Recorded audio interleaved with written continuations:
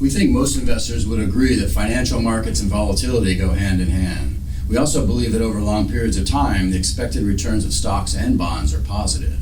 But during times of highly volatile corrections and bear markets, investor patience is tested.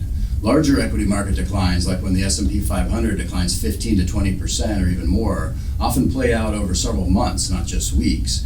And this forces investors to navigate and often dwell on negative headlines, weak data, and extreme uncertainty. When faced with seemingly relentless negative sentiment and market declines, it can be natural to question positioning and consider making changes. At D.A. Davidson Investment Management and Research, our market outlook and portfolio management process follow a disciplined long-term investment philosophy. That philosophy guides us in all markets, good and bad, and becomes particularly useful in challenging environments as we focus on the principles that we believe contribute to long-term success. Moving to the sidelines and waiting for the dust to settle is rarely the best path in our view, because it requires two decisions that are very difficult to consistently time with success. Decision number one is when to get out, and decision number two is when to get back in. The second is often the most difficult decision because it's common for markets to form a bottom while both sentiment and data remain negative. Following a core philosophy allows us to monitor positioning during market volatility and can lead to changes that align with long-term goals. So I'll discuss 6 of our core investment principles. Number 1, we commit to a long-term time horizon. Business cycles will develop over 3 to 5 years, and portfolios should keep that in mind.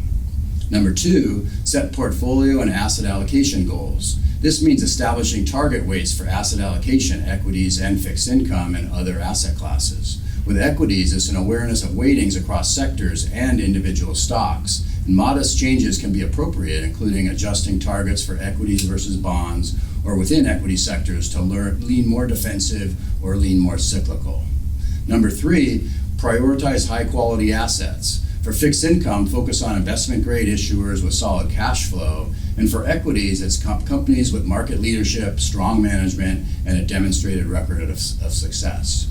Number 4, appreciate dividends, income, and the power of compounding. Dividends are a meaningful component of long-term equity returns, especially in the S&P 500, and interest payments are the driver of returns on bonds. Those dividends and interest payments can be reinvested in portfolios. Number 5, rebalance regularly. Compare current portfolio weights to target weights and make adjustments by trimming overweight positions and adding to positions that have become underweight. And then finally, number 6, remain disciplined and avoid impulsive changes. Points 1 to 5 all feed into this one. Following these core investment principles has served us well over time, allowing us to participate in broad market gains and provide more diversified exposure in broad market declines. When past performance is not indicative of future performance, U.S. equity markets have generated positive returns over a long period of time, and we feel that maintaining market exposures through periods of uncertainty allows portfolios to participate when a difficult to predict but expected market recovery begins. For specific recommendations and strategies, please contact your D.A. Davidson financial professional.